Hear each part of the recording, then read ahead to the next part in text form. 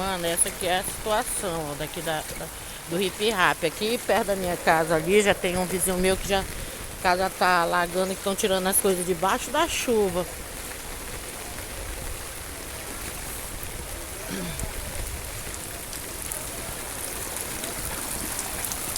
As pontes daqui não tem nenhuma, porque a água tá tão forte que levou as duas pontes.